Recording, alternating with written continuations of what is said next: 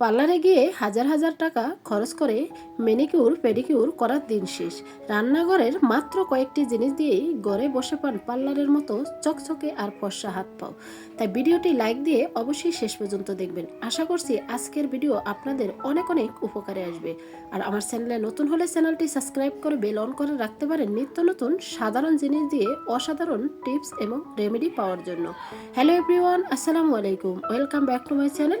আপনারা সবাই কেমন আছেন? আশা করছি যে যেখানে আছেন সবাই অনেক অনেক ভালো আছেন এবং সুস্থ আছেন।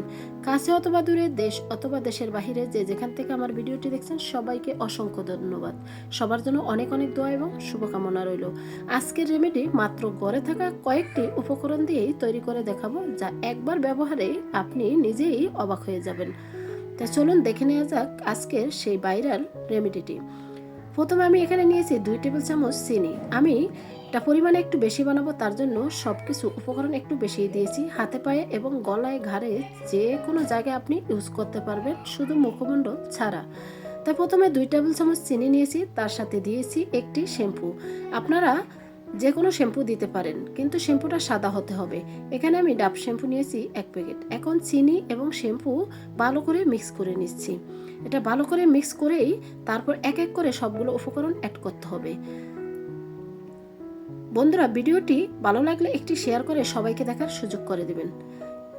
এখন আমি বেশ কিছুক্ষণ নেড়ে চেড়ে চিনি এবং শ্যাম্পু মিক্স করে তারপর নিয়েছি পেস্ট। এখানে আপনি নিতে হবে সাদা পেস্ট। এখানে আমি প্রেসিডেন্ট সাদা পেস্টটাই নিয়েছি, আর দেখতেই পাচ্ছেন পরিমাণে কতটুকু দিয়েছি। এখন দিয়ে ভালো করে 3টা উপকরণ মিক্স করে দিব। এখানে আরও কয়েকটি উপকরণ অ্যাড করব, তাই ভিডিওটি না টেনে না স্কিপ করে শেষ পর্যন্ত দেখুন। আশা করছি আপনাদের হাজার হাজার টাকা বাঁচাতে এই রেমেডিটি উপকারে আসবে। তো এখন আমি পেস্ট এবং শ্যাম্পু চিনি ভালো করে মিক্স করে নিচ্ছি। এই রেমেডি ইউজ করে সবাই ভালো ফলাফল পেয়েছে এবং আমার সাথেও ফিডব্যাক শেয়ার করছে। আমি নিজেও এই রেমেডিটি সবসময় ইউজ করি। তা আশা করছি আপনারাও একবার ইউজ করার পরেই ভালো ফলাফল পেয়ে যাবেন। বাইরে থেকে আর হাজার হাজার টাকা খরচ করতে হবে না। এখন আমি নিয়েছি 5 টাকা দামের 1 প্যাকেট কফি। এখানে পুরো কফিটাই দিয়ে দিব। আপনাদের হাতের কাছে যে কোনো কফি থাকলেই দিয়ে দিতে পারেন, কিন্তু হাফ টেবিল চামচ দিতে হবে। এখানে আমি 5 টাকা দামের পুরো 1 প্যাকেট কফি ঢেলে নিয়েছি। এখন আমি ভালো করে মিক্স করে নিব চিনি, শ্যাম্পু এবং পেস্টের সাথে। তারপর আরেকটি জিনিসও অ্যাড করবে। কফিতে আমাদের অনেক অনেক উপকার। কফি মৃতকোষ দূর করে। কফির দানা প্রাকৃতিক স্ক্রাব হিসাবে অনেক কাজ করে। এটি হাত ও পায়ের জমে থাকা মরা চামড়া বা ডেড স্কিন সেল করে খুব সহজেই গড়ে তোলে। কফিতে থাকা ক্যাফেইন ত্বককে দ্রুত উজ্জ্বল ও ফর্সা করতে সাহায্য করে। এটি ত্বকের বয়সের ছাপ কমায় এবং কালচে ভাব দূর করে। রোদে পোড়া দাগ বা ট্যান দ্রুত হালকা করতেও সাহায্য করে। যদি আপনি নিয়মিত ইউজ করেন তাহলে কথা দিচ্ছি পার্লারে গিয়ে হাজার হাজার টাকা আর নষ্ট করতে হবে না। আপনাদের ঘরে থাকা মাত্র কয়েকটি উপকরণ দিয়ে আপনাদের হাতে পায়ের কালচে ভাব দূর করে খুব দ্রুতই উজ্জ্বলতা ফিরিয়ে আনতে পারবেন। এখন ভালো করে মিক্স করে নেওয়ার পর এখানে নিয়েছি 1 ফালি লেবুর রস। এই লেবুতে 1 টেবিল চামচ লেবুর রসটা হবে। যেহেতু আমরা এই রেমেডিটি হাতে পায়ে এবং গলার জন্য ইউজ করছি, এখানে লেবুর রসের পরিমাণটা একটু বেশি দিবেন, কারণ লেবুর রসে রয়েছে প্রচুর পরিমাণে ভিটামিন সি, অ্যাসিড এবং প্রাকৃতিক ব্লিচ হিসেবেও কাজ করবে। হাতে পায়ের গাড়ে এবং কোনোই আঙ্গুলের গাঁটের কঠিন কালচে দাগ দূর করতে সাহায্য করবে এই লেবুর রস। এটি হাতে ও পায়ের ত্বকের টোন এক নিমেষেই লাইট ও ব্রাইট করতেও সাহায্য করবে। লেবুর রসে থাকা অ্যান্টিব্যাকটেরিয়ার উপাদান হাত ও পায়ের নখের কোনায় জমে থাকা ব্যাকটেরিয়া ও দুর্গন্ধ দূর করে নখ একদম ফ্রেশ রাখবে। আশা করছি আজকের রেমেডিটি আপনাদের অনেক অনেক উপকারে আসবে। আর এটা সপ্তাহে কতদিন দিবেন এবং কিভাবে দিবেন সেটাও আমি বলেছি। দেখতেই পাচ্ছেন একদম পারফেক্টভাবে আমি রেমেডিটি তৈরি করে নিয়েছি। একদম যতক্ষণ পর্যন্ত ফোমের মতো না হবে ঠিক ততক্ষণ পর্যন্ত তৈরি করে নিতে হবে।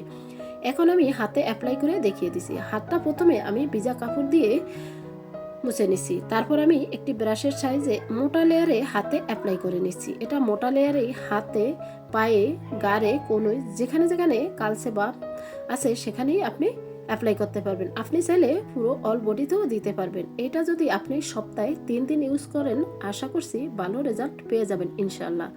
কিন্তু সঠিক নিয়মে সঠিক পদ্ধতিতেই আপনার ইউজ করতে হবে।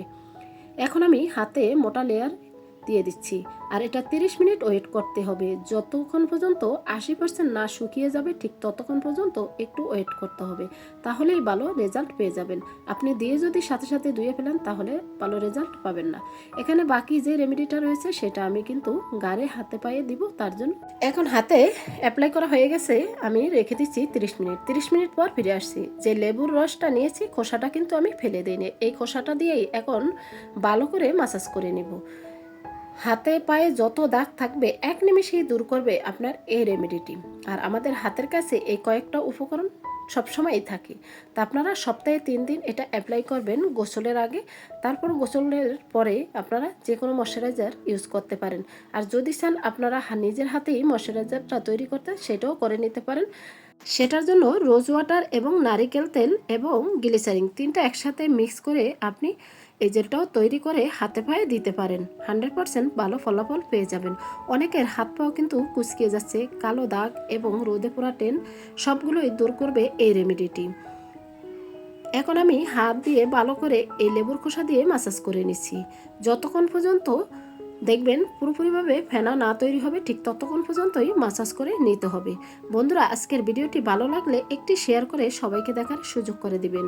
আশা করছি এই রেমেডিটি অনেকের উপকারে আসবে।